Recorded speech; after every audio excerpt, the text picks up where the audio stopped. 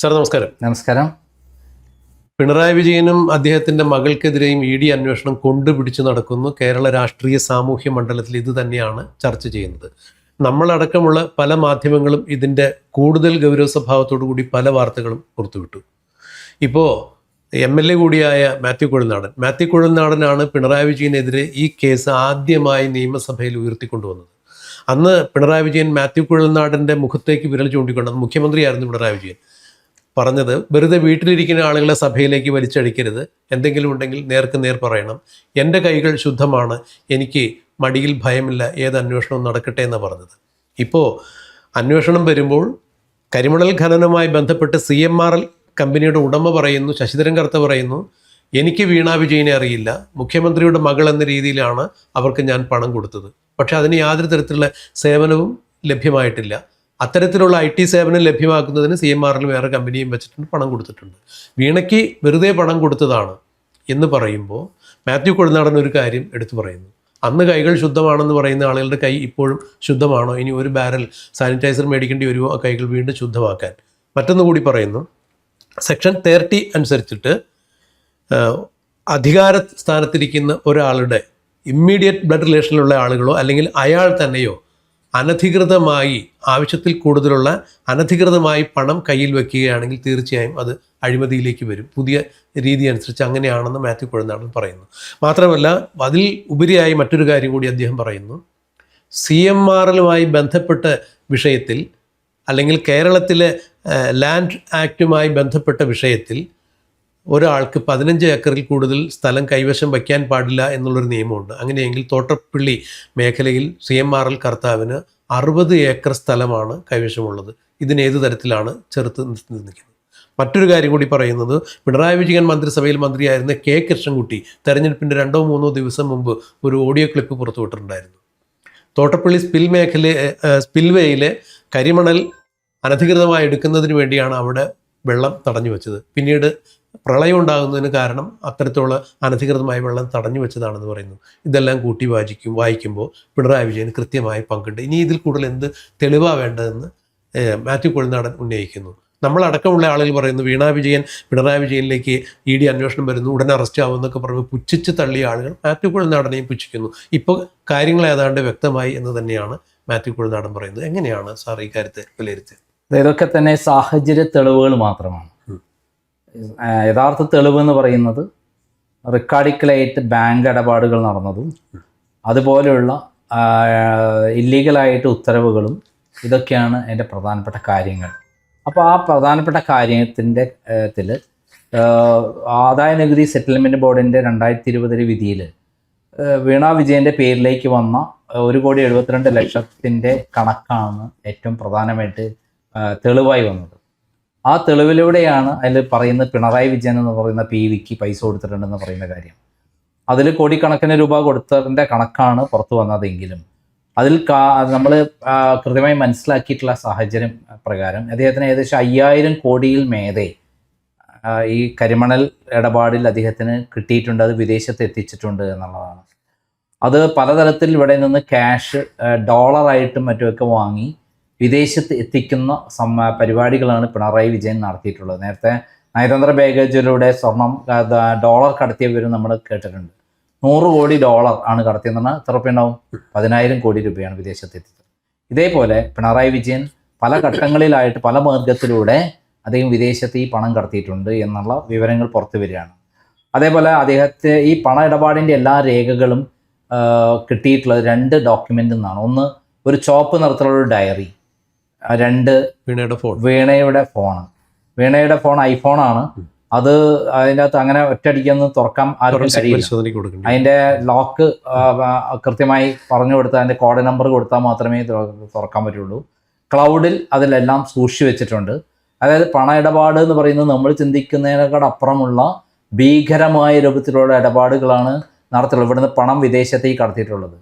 പല വിദേശത്തും പല കമ്പനികളും 5 സ്റ്റാർ ഹോട്ടലുകളും അടക്കമുള്ള കാര്യങ്ങളാണ് പിണറായി വിജയനുള്ളത്. പ്രമുഖ ബിസിനസ്സുകാരുടെ, പ്രവാസി മലയാളികളുടെ പല പദ്ധതികളിലും ഇൻവെസ്റ്റ് ചെയ്തിട്ടുണ്ട്. അമേരിക്കയിലും UAEയിലും അടക്കം അദ്ദേഹത്തിന് നിക്ഷേപങ്ങൾ ഉണ്ട് എന്നുള്ള കാര്യം നേരത്തെ ക്രൈം വിളിച്ചു പറഞ്ഞതാണ്. അതിന് കാരണം എനിക്ക് കിട്ടിയ 10,000 കോടി രൂപയുടെ അദ്ദേഹത്തിൻ്റെ കള്ളപ്പണ നിക്ഷേപത്തിൻ്റെ, വിദേശത്തുള്ള കള്ളപ്പണ നിക്ഷേപത്തിൻ്റെ രേഖകളാണ്. അന്ന് അത് എന്താ ചെയ്തത്, പിണറായി വിജയൻ അപ്പം തന്നെ സൂചന കിട്ടിയപ്പം എൻ്റെ പേരിൽ വീണ ജോർജിനെ ഇറക്കി ഒരു കള്ളപ്പരാതി കൊടുത്ത് എന്നെ ആ രേഖകളൊക്കെ റെയ്ഡ് നടത്തി എടുത്തുകൊണ്ട് പോയി എന്നുള്ള കാര്യം ഞാൻ പലതവണ പറഞ്ഞിട്ടുള്ളതാണ്. അപ്പം ഈ കാര്യത്തിൽ വെറും ഒരു അവിടെ സ്പിൽവേ ഇതായതോ അല്ലെങ്കിൽ കരിമണൽ വാരിയതോ ഉള്ള കാര്യമല്ല. അതിന് പകരം ഉപോത്ബലം ഇപ്പുറത്ത് കൃത്യമായി തെളിവുകൾ വന്നു കഴിഞ്ഞു. ഈ എല്ലാ തെളിവുകളും നമ്മൾ കണ്ടെത്തേണ്ട ആവശ്യമില്ല. ശരിക്കും ഒരു പരിധി വരെയുള്ള തെളിവുകൾ കിട്ടിയാൽ മതി. ഇവിടെ ആ രൂപത്തിലാണ് ഇടപാടുകളെല്ലാം നടത്തിയിട്ടുള്ളത്. പിണറായി വിജയൻ ഒരു തട്ടിപ്പ് നടത്തുമ്പോൾ ഒരു തരത്തിലും പിടിക്കപ്പെടാത്ത രൂപത്തിലുള്ള തട്ടിപ്പാണ് നടത്തുക. ഉദാഹരണത്തിന് അദ്ദേഹം ലാവ്ലിൻ കേസിൽ നടത്തിയുള്ള ഇടപാടുകളിലെല്ലാം തന്നെ ഇവിടെ വെച്ചിട്ടല്ല അതിൻ്റെ പണ ഇടപാട് നടന്നത്. നേരെ കാനഡയിൽ നിന്ന് സിംഗപ്പൂരിലേക്കാണ് കമല ഇന്റർനാഷണൽ എക്സ്പോർട്ടിംഗ് കമ്പനിയിലേക്ക് 75 കോടി വന്നത്. ഇതേപോലെ കൃത്യമായി അദ്ദേഹം പഠിച്ചു വെച്ചിട്ടുണ്ട്. ഇന്ത്യയിൽ വെച്ച് ഇടപാടൊന്നും നടക്കില്ല, ഒക്കെ വിദേശത്താണ്. വിദേശത്തെ സ്ഥാപനത്ത് ഇവിടെ പണമായിട്ട് അവിടെ എത്തിക്കുക, അല്ലെങ്കിൽ അല്ലെങ്കിൽ അവിടെ നിന്ന് അങ്ങോട്ടും ഇങ്ങോട്ടും ട്രാൻസ്ഫർ ഉണ്ടാവുക. അപ്പം ഇവിടെ കേസ് നിൽക്കാൻ പറ്റില്ല. കേരളത്തിൽ ട്രാൻസാക്ഷൻ, ഇന്ത്യയിൽ ട്രാൻസാക്ഷൻ ആവില്ല. ഇതാണ് നടന്നത്. ഇപ്പം വന്ന് പിടിക്കപ്പെട്ട, പക്ഷെ എന്ത് തന്നെയായാലും എത്ര തന്നെ കള്ളത്തരം കാണിച്ചാലും ചില തെളിവുകൾ ബാക്കി വെക്കുന്നാണല്ലോ നമ്മൾ, അതാണല്ലോ ദൈവനീതി എന്ന് പറയുന്നത്. എല്ലാ കേസും ഒരു അടയാളം എവിടെയും ബാക്കി വെക്കും. ഇതേപോലെയാണ് ഇപ്പം പിണറായി വിജയൻ സ്വന്തം മകൾ കള്ളത്തരം ചെയ്ത് തെളിവുകൾ മൊബൈലിൽ സൂക്ഷിച്ചു വെച്ചു, അതേപോലെ ഡയറി സൂക്ഷിച്ചു വെച്ചു, അതേപോലെ അവർ എക്സാലോജിക് എന്ന കമ്പനിയിലേക്ക് പണം വന്നു എന്ന് പറയുന്ന കാര്യങ്ങൾ അക്കൗണ്ടിലും ക്യാഷ് വന്നല്ലോ. അതെ. അപ്പോൾ ഈ പറയുന്ന കാര്യങ്ങൾ വന്നതോടുകൂടി മറ്റേ ക്യാഷാണ്, ക്യാഷ് തെളിയിക്കണം, ക്യാഷ് എത്ര കൊടുത്തു എന്ന് പറയും, ക്യാഷ് തെളിയിക്കണമല്ലോ. അപ്പോൾ അതിന് കൃത്യമായി തെളിവുള്ള ഒരു സംഭവം കൃത്യമായി വന്നു കഴിഞ്ഞു. ഇനി ഒരിക്കലും പിണറായി വിജയൻ അതിനകത്ത് ഊരാൻ പറ്റില്ല. വീണ വിജയൻ തന്നെ കൊടുത്ത മൊഴി കൃത്യമായി മാത്യു കുഴൽനാടൻ പറയുന്നതിന് ആസ്പദമായ ഏറ്റവും വലിയ തെളിവാണ്. ഇത് പിണറായി വിജയൻ എന്ന് പറയുന്ന മുഖ്യമന്ത്രി, എൻ്റെ അച്ഛൻ മുഖ്യമന്ത്രി ആയതുകൊണ്ട് മാത്രം കിട്ടിയതാണ് എന്ന് അവർ മൊഴി കൊടുത്തു കഴിഞ്ഞു. രണ്ടാമത്തെ കാര്യം കറുത്ത പറഞ്ഞ എന്താ, ഞാൻ പിണറായി വിജയനായിട്ടുള്ള ബന്ധം കൊണ്ടാണ് കൊടുത്തത്. പിണറായി വിജയൻ അവരെ ചേട്ടനോ അനിയനൊന്നും അല്ലല്ലോ, കേരളത്തിലെ മുഖ്യമന്ത്രിയായിരുന്നു. മുഖ്യമന്ത്രി എന്ന നിലയിലുള്ള അദ്ദേഹത്തിൻ്റെ ഔദ്യോഗികമായ പദവി കണ്ട് അതുവഴി മാത്രമേ തനിക്ക് കരിമണൽ കിട്ടുകയുള്ളൂ. അഥവാ തിരിച്ചു പറഞ്ഞാൽ പിണറായി വിജയൻ കർത്തയെ ബ്ലാക്ക്മെയിൽ ചെയ്തു. കർത്തയ്ക്ക് ആവശ്യമുള്ള മെറ്റീരിയൽ തരാം, എനിക്ക് കാശ് താ, ഇതായിരുന്നു അവിടെ ഉണ്ടായ ഉടമ്പടി. അത് കൃത്യമായി അവിടെ നടന്നിട്ടുണ്ട്. കരിമണൽ അത് മാത്രമല്ല, അതിനെക്കാളും ഭീകരമായ രാജ്യദ്രോഹ കുറ്റങ്ങളും അവിടെ നടന്നിട്ടുണ്ട്. ആ രാജ്യദ്രോഹ കുറ്റങ്ങൾ എന്ന് പറഞ്ഞാൽ തോറിയം അടക്കമുള്ള സാധനങ്ങൾ ഇവിടേക്ക് വിദേശത്തേക്ക് കടത്തി കൊടുക്കുകയും അവിടെ തീവ്രവാദികൾക്ക് അത് കൈമാറുകയും ചെയ്യുമെന്ന് പറയുന്ന ഒരു വലിയ ആരോപണം ഷോൺ ജോർജ് പറഞ്ഞിട്ടുണ്ട്. അപ്പം ഇവിടെ വെച്ച് നിൽക്കുകയല്ല കേസ്. ഇതിൻ്റെ എല്ലാ മൂല കാരണം പിണറായിയാണ്, പിണറായിയിലേക്ക് പോയിക്കൊണ്ടിരിക്കുകയാണ്. അപ്പോൾ അതോടൊപ്പം തന്നെ വീണ വിജയനെ സംബന്ധിച്ചിടത്തോളം അത് അവരുടെ കമ്പനിയിലേക്ക് വന്നത് കമ്പനിയിലേക്ക് ഈ കമ്പനിയിൽ നിന്ന് മാത്രമല്ല വേറെയും ധാരാളം കമ്പനികളിൽ നിന്ന് ഇതേപോലെ പണം വാങ്ങിയിട്ടുണ്ട്. പ്രത്യേകിച്ചും ശാന്ത മണിക്ക എന്ന് പറയുന്ന സ്ഥാപനത്തിൽ 10 കോടി രൂപ അവരെ അക്കൗണ്ടിലേക്ക് വന്നു എന്ന് പറയുന്ന ഗുരുതരമായ ഒരു കാര്യമാണ് ഇപ്പോൾ പുറത്തു വന്നിരിക്കുന്നത്. അതിലപ്പുറത്തേക്കുള്ള പല കാര്യങ്ങളും ഏതാണ്ട് 11ഓളം വിദ്യാഭ്യാസ സ്ഥാപനങ്ങളിൽ നിന്ന് വീണ വിജയൻ പണം വാങ്ങിയത് എല്ലാം 10, 15, 20 കോടി രൂപയാണ് മേടിച്ചിട്ടുള്ളത്. നമ്മൾ ചിന്തിക്കുന്നതിനപ്പുറമുള്ള കള്ളത്തരങ്ങൾ നടന്നു, തട്ടിപ്പുകൾ നടന്നു എന്ന് ഇതൊക്കെ നടക്കുന്നത് അങ്ങനെയാണ്. പിണറായി വിജയൻ എന്ന് പറയുന്ന മുഖ്യമന്ത്രി ഉള്ളത് കൊണ്ട് അധികാര ദുർവിനിയോഗം, ഭീഷണിപ്പെടുത്തൽ, ഇതിന്റെ ഭാഗമായിട്ടാണ് ഇതെല്ലാം നടന്നിരിക്കുന്നത്.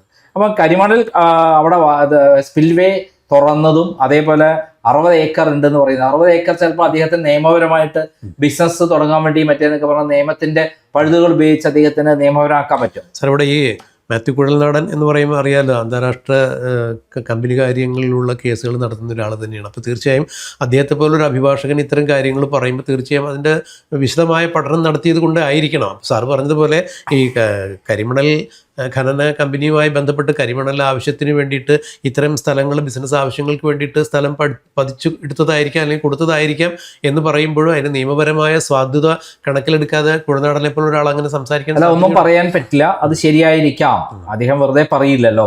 60 ഏക്കർ ഒറ്റയ്ക്ക് ഒരാളെ പേരിൽ രജിസ്റ്റർ ചെയ്യാൻ പറ്റില്ല, പലരുടെയും പേരിൽ രജിസ്റ്റർ ചെയ്ത് വാങ്ങാൻ പറ്റും. മാക്സിമം പോയാൽ 12 ഏക്കർ മാത്രമാണ് ഒരാളുടെ പേരിൽ രജിസ്റ്റർ ചെയ്യാൻ പറ്റുള്ളൂ ലാൻഡ്.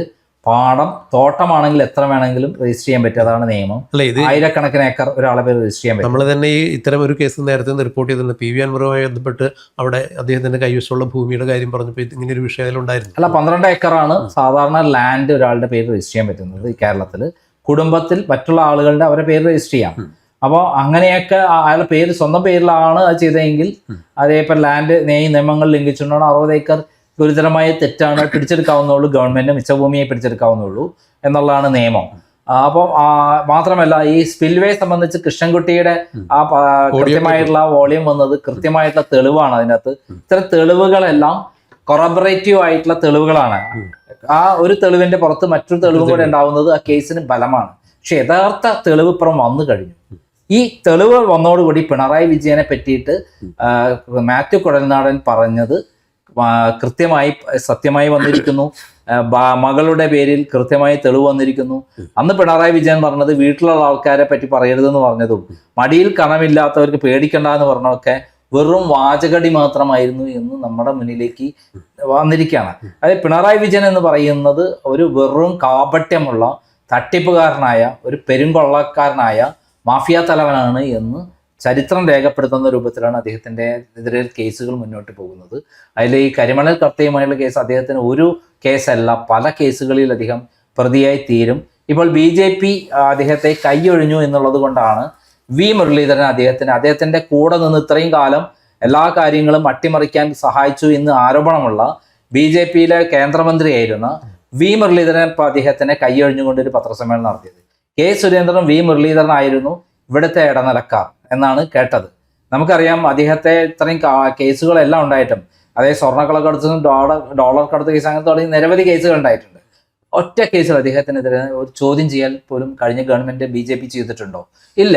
അതിന് കാരണം എന്താ? BJPയുമായി ധാരണയാണ്. ലാവ്ലിൻ കേസ് എന്താ ഇപ്പോൾ 9 വർഷമായില്ലേ സുപ്രീം കോടതിയിലെ, എന്തുകൊണ്ടാണ് എടുക്കാത്തത്? BJPയാണ് അവരെ സഹായിക്കുന്നത്. ഇപ്പൊ BJPയെ സംബന്ധിച്ചിടത്തോളം കഴിഞ്ഞ കാലത്ത് അങ്ങനെയായിരുന്നു, ഇപ്പം പിണറായി വിജയനുള്ള നിലപാട് മാറിക്കഴിഞ്ഞു എന്നുള്ളതിന്റെ കൃത്യമായ തെളിവാണ് ഇപ്പോൾ അദ്ദേഹത്തിനെ ചോദ്യം ചെയ്യാവുന്ന രൂപത്തിലേക്ക് സമൻസ് അയക്കാൻ പോകുന്നു എന്നുള്ള കാര്യം, വീണ്ടും മകളെ വിളിച്ചു വരുത്താൻ പോകുന്നു എന്ന് പറയുന്ന കാര്യം, അത് ഒരു കൃത്യമായ അറസ്റ്റിലേക്കാണ് പോകുന്നത് എന്ന് നമുക്ക് കൃത്യമായി കാണാൻ പറ്റും.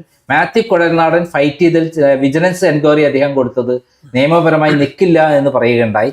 അതേസമയത്ത് സീരിയസ് ഫ്രോഡ് ഇൻവെസ്റ്റിഗേഷൻ നിലനിൽക്കും എന്ന് പറയുകയുണ്ടായി. CBI എൻക്വയറി നിലനിൽക്കും. കാരണം ഇത് അന്താരാഷ്ട്ര ബന്ധങ്ങളുള്ള ഒരു കേസാണ്. അതേപോലെ മറ്റൊരു കാര്യം കൂടി ഇപ്പോൾ പറയുന്നുണ്ട്. അതായത് അദ്ദേഹം പറഞ്ഞതിന് കൃത്യമായ കാര്യങ്ങൾ ഇതിൻ്റെ തെളിവുകൾ സഹിതം വന്നു കഴിഞ്ഞു. ഇനിയിപ്പോൾ അത് കേസ് എന്ന രീതിയിലേക്ക് കൂടുതൽ തന്നെ അന്വേഷണം വെളിവാകണമെന്നുണ്ടെങ്കിൽ CBI പോലുള്ള അന്വേഷണ ഏജൻസി കൂടി വരണമെന്ന് മാത്യു കുഴൽനാടൻ ഇപ്പോൾ കഴിഞ്ഞ ദിവസം പറഞ്ഞിട്ടുണ്ട്. അല്ല, CBI ഏജൻസി വരണം എന്ന് പറയുന്ന 2 കാരണങ്ങളുണ്ട്. ഒന്ന്, ഇത് നാഷണൽ ലെവലിലുള്ള കേസ് മാത്രമല്ല, ഇത്തരം കേസുകൾ കൈകാര്യം ചെയ്യാൻ FCRA അതിൻ്റെ അത് കുറേ കാര്യങ്ങളുണ്ട്. വിദേശത്തെ പണം കടത്തിയതും ധാരാളം സംഭവങ്ങൾ ഇതിനകത്ത് ഇൻവോൾവ് ആണ്. അതൊന്നും വിജിലൻസിന് അന്വേഷിക്കാൻ യോഗ്യതയില്ല. അപ്പം നിയമപരമായി പറ്റില്ല. അതുകൊണ്ടാണ് വിജിലൻസ് പറ്റില്ല എന്ന് പറയുന്നത്. അതിൽ അദ്ദേഹം എത്ര തന്നെ അഡ്വക്കേറ്റ് ആണെങ്കിലും അദ്ദേഹത്തിന് ആ പാളിച്ച അദ്ദേഹത്തിനുണ്ടായി. അതിന് അദ്ദേഹത്തിന്റെ തള്ളിപ്പോയി. പക്ഷെ അതേസമയം CBI എൻക്വയറി കൃത്യമായി വരണ്ടേ. CBI എന്ന് പറഞ്ഞാൽ കേന്ദ്ര ഗവൺമെന്റ് ഒരു ചട്ടമാണെന്ന് എനിക്ക് പറയാൻ പറ്റും. കാരണം ഞാൻ നടത്തിയിട്ടുള്ള കേസുകളൊക്കെ CBI ഇവിടുത്തെ ഉദ്യോഗസ്ഥന്മാർ കള്ളന്മാരായിരുന്നു, SP അടക്കം കള്ളന്മാരായിരുന്നു എന്നുള്ള ഞാൻ പറഞ്ഞിട്ടുള്ള കോടതി രേഖയിൽ വന്നിട്ടുള്ളതാണ് ഞാൻ ഫൈറ്റിൽ. പക്ഷേ ഇവർ നിഷ്പക്ഷമായിട്ട് അവർ അന്വേഷിക്കുകയാണെങ്കിൽ CBI ആണ് ശരിക്ക് അന്വേഷിക്കേണ്ടത്. BJP ചട്ടുകമല്ലെങ്കിൽ തീർച്ചയായിട്ടും CBI ഈ കാര്യത്തിൽ പിണറായി വിജയനെ ഇവിടെ തൂക്കിയെടുത്തുകൊണ്ടേ നമ്മുടെ തിഹാർ ജയിലിൽ അടയ്ക്കേണ്ട ഒരു അവസ്ഥയിലേക്ക് വരും എന്നാണ് ഞാൻ കരുതുന്നത്. കാരണം അത്രയും രാജ്യദ്രോഹ കുറ്റങ്ങൾ ഇതിനകത്ത് വന്നിട്ടുണ്ട്, പണ ഇടപാട് വന്നിട്ടുണ്ട്, തട്ടിപ്പുകളെല്ലാം വന്നിട്ടുണ്ട്.